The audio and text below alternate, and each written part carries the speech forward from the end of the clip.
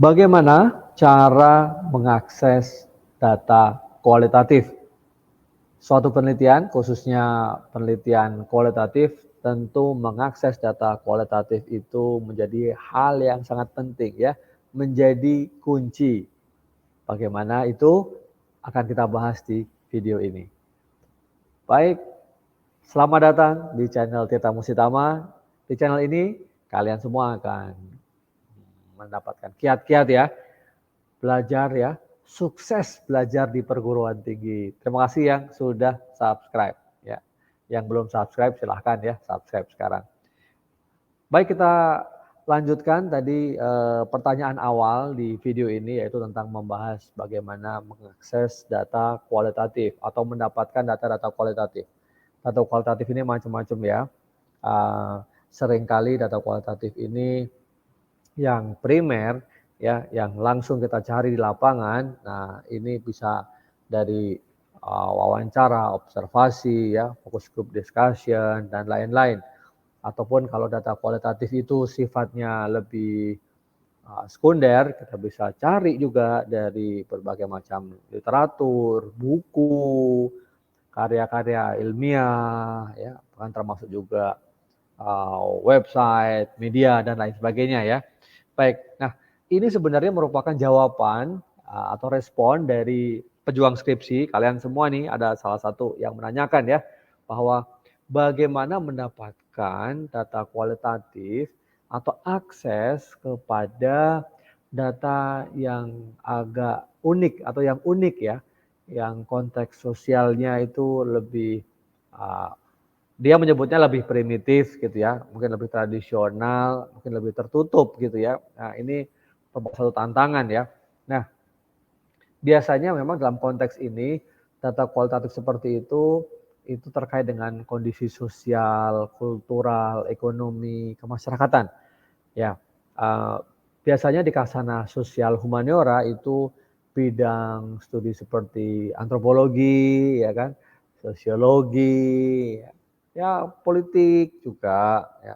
Nah, tapi juga tidak menutup kemungkinan bidang-bidang yang lain ya, khususnya mungkin termasuk juga nih hubungan internasional yang membumi gitu ya.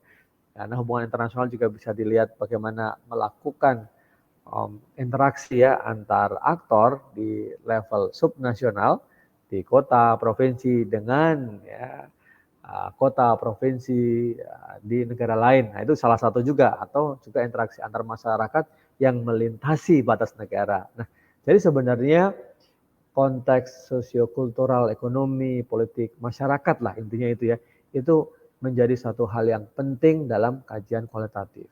Lalu bagaimana kita bisa mengaksesnya? Seperti tadi saya sebutkan di depan, bahwa biasanya ada dua hal penting yang bisa kita lakukan. Yang pertama adalah melakukan observasi.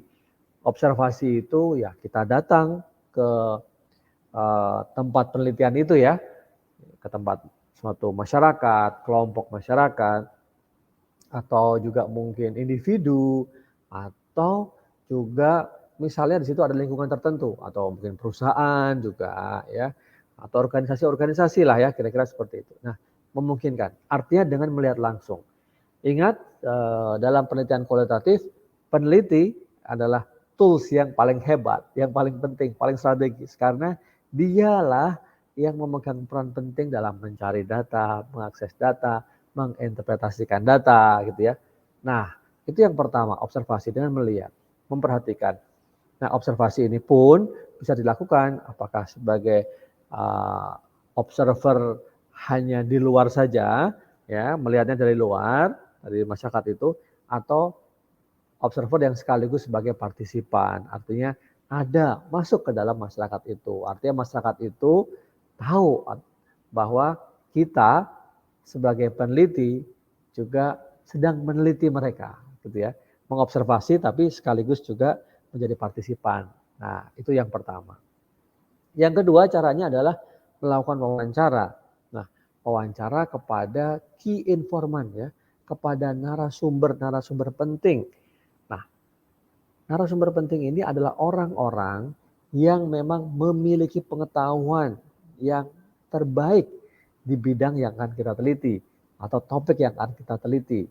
Ya, jadi kalau memang misalnya meneliti suatu konteks kultural masyarakat di suku Baduy ya atau suku-suku yang lain ya, itu kita memang harus cari orang yang memang paham tentang itu gitu, atau pemimpin-pemimpin sukunya atau kemudian juga masyarakatnya. Jadi apa namanya, tidak bisa kita mewawancarai sembarang orang gitu ya. Gitu. Nah, dua hal ini. Namun demikian, ada hal yang sangat penting sebelum kita bisa melakukan observasi atau wawancara.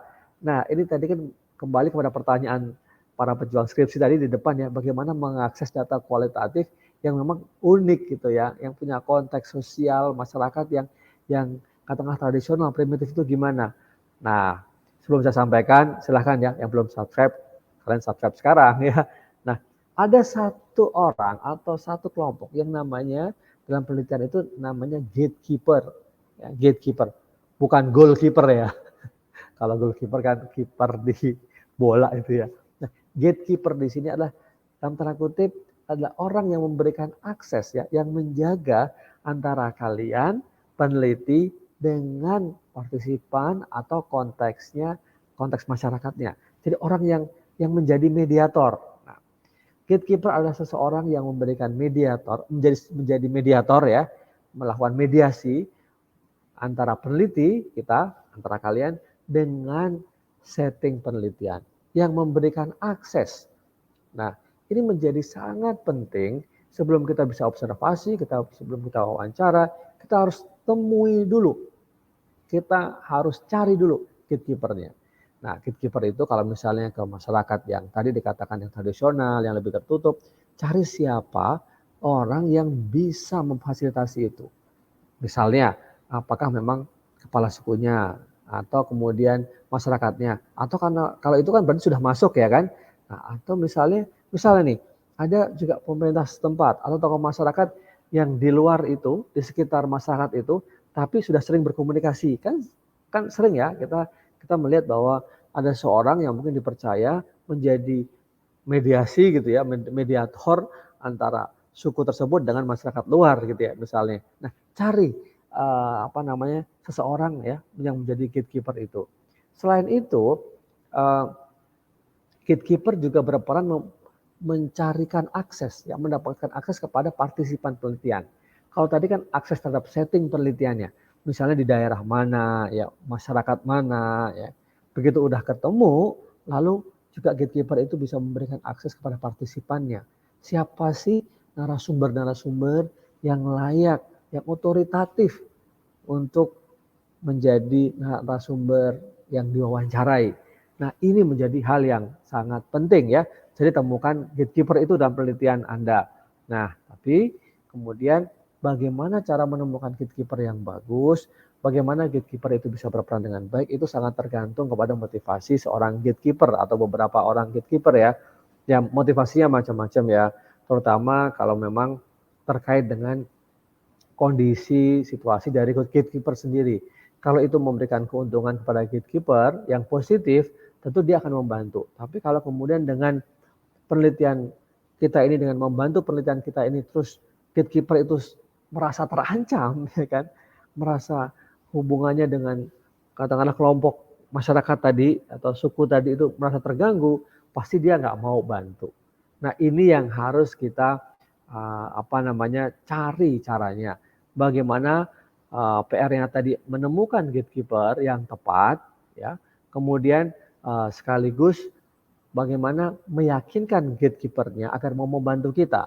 Artinya ada hal-hal positif yang dapat diperoleh oleh gatekeeper itu tergantung dengan posisi gatekeeper itu di hadapan suku atau masyarakat tadi yang menjadi partisipan penelitian, ya, setting penelitian, dan juga bagi kita peneliti. Nah, demikian yang bisa saya sampaikan terkait dengan bagaimana mengakses data kualitatif, khususnya data-data kualitatif yang ada di lapangan, yang primer terkait dengan suku atau masyarakat, ya, kelompok masyarakat yang mungkin lebih terpencil, yang lebih tertutup, ya, yang banyak digunakan dalam penelitian-penelitian ilmu sosial humaniora, ya, ilmu sosial humaniora. Mohon maaf nih belibet banget.